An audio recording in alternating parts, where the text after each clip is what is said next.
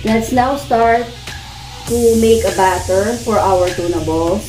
We need 2 eggs, so we just whisk. After whisking the egg, we now add, this is 1 1/2. So, ihalo na natin itong ating tuna. Yung century tuna.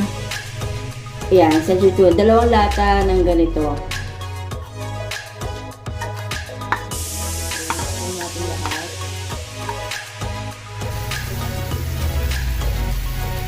Ayan. And then we'll get another. Ayan. 1.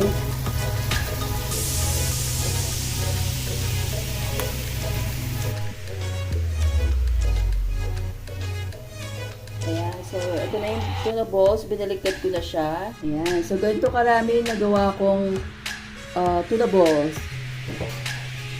And now we'll add the onions first. 1 onion, guys.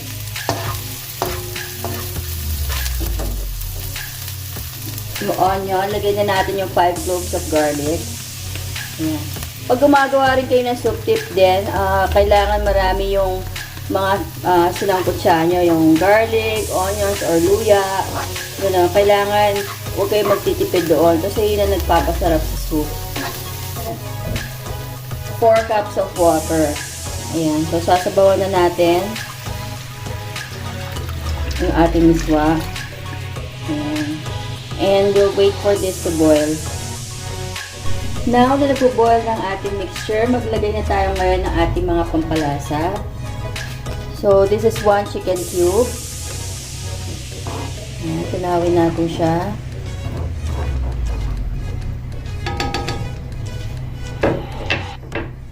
And this is 1 teaspoon of kasuba. Yung nilalagay natin sa lugaw. So, this is just for a little flavor and color. This is pepper and 1 teaspoon of sugar. So, yung pepper natin, mga half teaspoon lang. And 1 teaspoon of sugar. Ayan. So, lagay lang natin yan. And pakuluan natin to.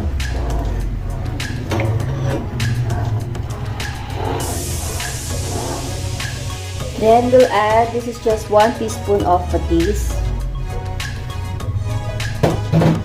Ayan. And ilagay na natin ngayon yung ating patola.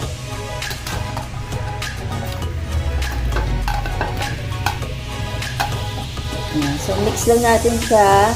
And we'll just cover this for 1 minute. So ayaw naman natin na overcook yung ating patola. Ayan. So after 1 minute, wow!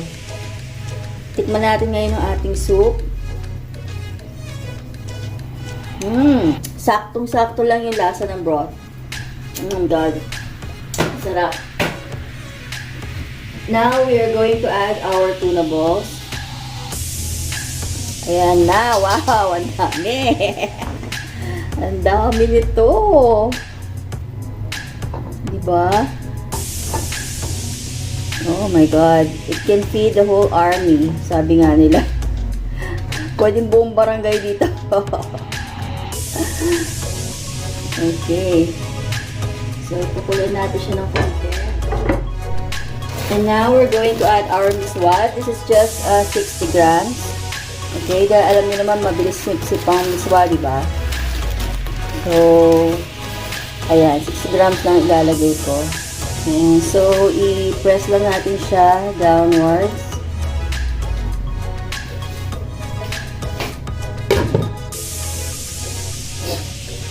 Wow, this is really budget friendly and marami kang mapapakain dito. To think na mura lang ang miswa at saka patola. Ayan.